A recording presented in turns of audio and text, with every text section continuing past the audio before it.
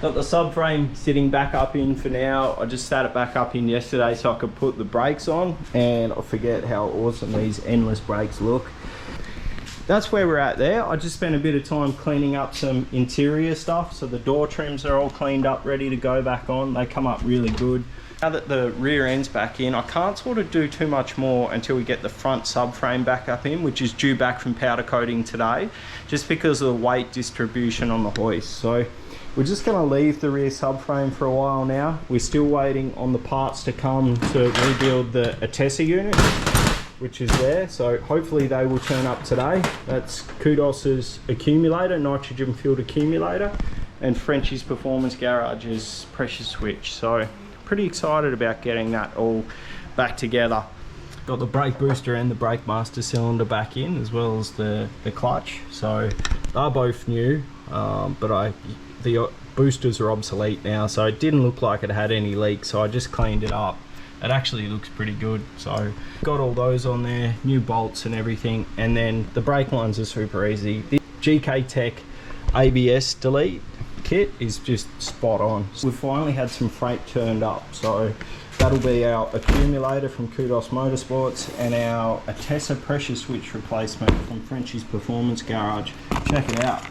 That is a replacement switch, so it's obviously a little bit different. You can't get these switches anymore. They're 30 years old, and I guess Nissan didn't think about how famous these cars would actually get and how many people would use up parts on them. So Frenchie's Performance Garage, FPG, do a neat little kit there. I'll go through that with you shortly on how to put it together.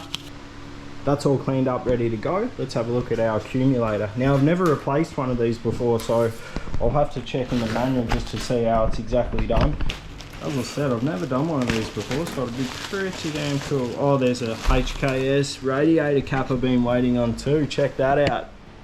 That is fucking sick. Do you know how long I've been waiting for that thing? It's been like 12 weeks.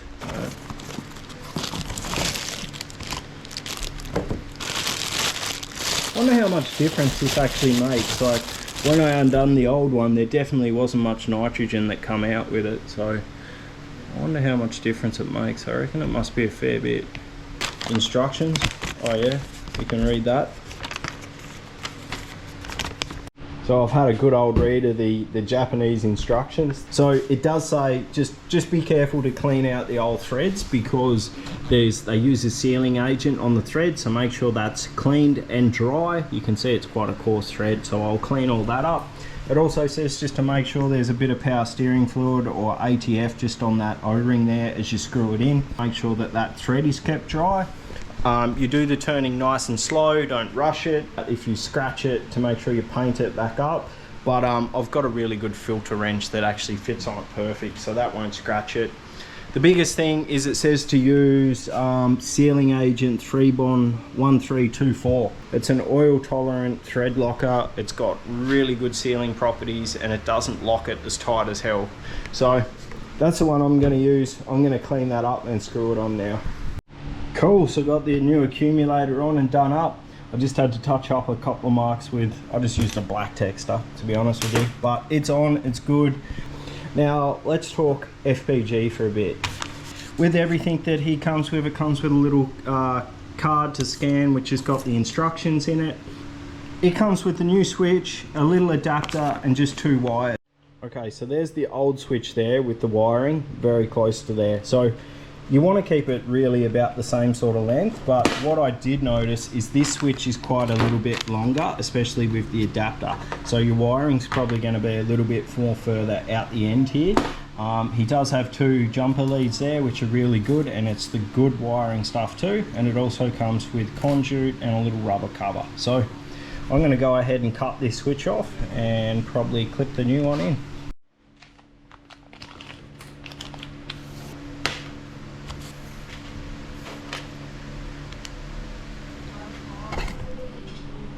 Okay, so what we're going to do is put the pressure switch in gently in some vice grips. Now, make sure you use aluminium soft jaws when you do this, and then just nip it up. Now, I've already applied the sealant, just a little bit of thread sealant down onto there. This is a 14 mil. and you just want to do it up. It's a tapered thread, remember, so you don't want to go over the tight. You just want to nip it up gently just till it brings tight like that. So just a little firm nip, and there you have it. So one thing you want to do first is just make sure you clean that thread out. Make sure there's no Loctite sealant or any sort of gunk. And then we're going to wind this one in here. Now remembering that they have made it super simple and just turned it into a 14mm. Kind of hard for some reason. So I'll do it back out and see why.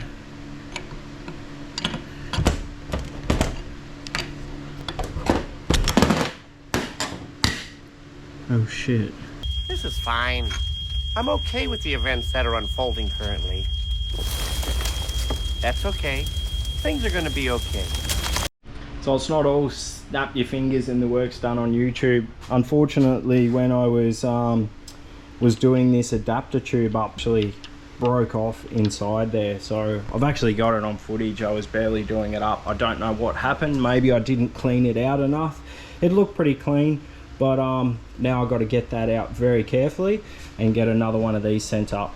Run a M10 by 1.5, which is what the thread is. I just run a tap up it to clean it out, and it all looks okay. So I don't actually know what happened there. It could have just been it could have been anything. It is what it is. We're playing around with mechanical stuff and things happen. So Frenchie's Performance Garage, kind enough to send one straight up for us. I always go to him for everything, and he's always been kind enough to look after my car for me, and that's all I can hope for. So we got the new accumulator in, we got the new sensor coming. I've tidied up this as best as I can. That'll go straight back in. So what I'm thinking we're going to do is I'm just going to start going through things, making a list. Now, one of them is, and it'll be good to do while I've still got all the seats and everything out of the car, so I'm going to be doing a fair bit of wiring, but that's our drive-by-wire. We've got to put in the electronic accelerator pedal. So this is a 370Z pedal, which is, I think I got the steel one, stainless steel one. There's two options. You can go, well, that's not it, that's a water pump.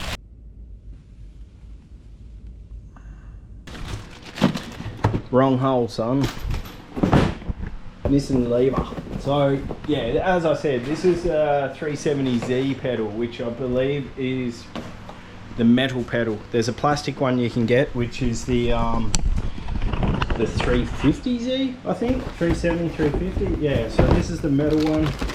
Again, Kudos Motorsport. That's all we're going to learn this in part from. That's it there. That's it. So yeah, that's the metal pedal. Now, from what I can gather, these things just bolt straight up. There's no fabrication required. So let's get the old pedal out and have a look. So I think we might be on here. Gotta love Nissan. So literally that's where the standard pedal goes. Just two bolts up the back on the firewall there. So undo that pedal like that. And then apparently the new one looks like it's gonna go too. It literally bolts right up. Look at that, exactly in the right spot. Gotta love Nissan. Fair dinkum. That's some good shit right there.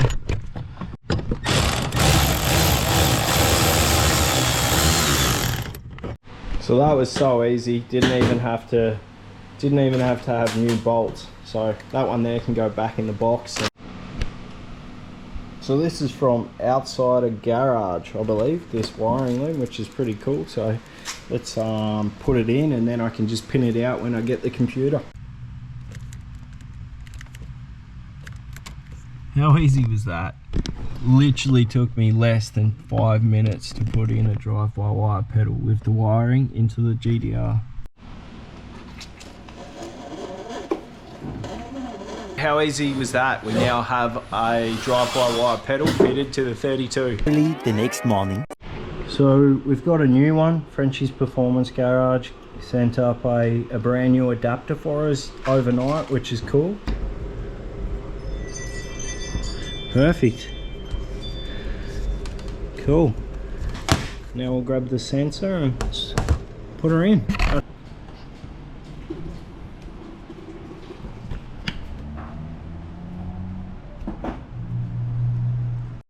Okay, so there you have it. FPG's new Atessa pressure switch kit.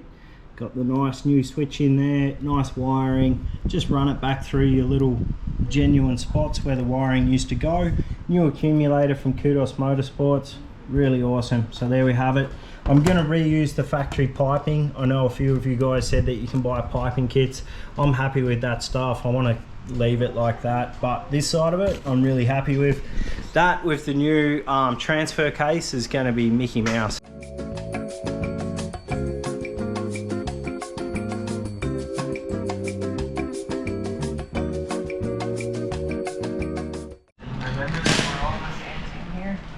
Finally get to use some of my zinced bolts that I had done, but yeah, I've used these Allen key bolts to bolt down the new reconditioned Atessa unit, so that looks pretty neat like there. Got the Allen key bolts at the back. The one at the front was a little bit difficult to get to being Allen key, but it just looks way better, so I'm happy with that. It's all come together nicely. I do need to put the little, don't ever forget to put that on, your little earth strap. Make sure you always put that on when you remove the Atessa unit, put him back on. So that subframe is finally ready to go back up in for the last time. And I can put it back up in because the front subframe's back from powder coating. So that's all there ready to go. And this time it looks unreal. There's no imperfections in it at all. It looks spot on. Along with the sway bar, I just hope they did remember to acid dip or completely sandblast the sway bar back, because when you put powder coating on it is a little bit thicker. So I did say to them to do that, so we'll soon find out when we go to put it in the D-rubbers and it doesn't fit. Subframe's back up in, everything looks pretty good. Oop, the light's going flat. But she looks damn good. Just got to link up the handbrake cables and put the tail shaft in and we're good to go. Not really. Got no engine. Hey guys, it's the next day here in the Norrie factory. I wanted to have a quick chat about my rear boot area, fuel pumps and fuel lines, etc. I'm thinking that I'm going to put my fuel filter, which is the Raceworks beautiful billet fuel filter, -8, and then also their ethanol content sensor, which is -8. Now, I have -8 supply fuel line going up to the engine from the pump, and then I've also got -8 return. So what I was thinking is let's mount the ethanol content sensor and the fuel filter in the boot where it's easy accessible and it's not going to be crammed up underneath.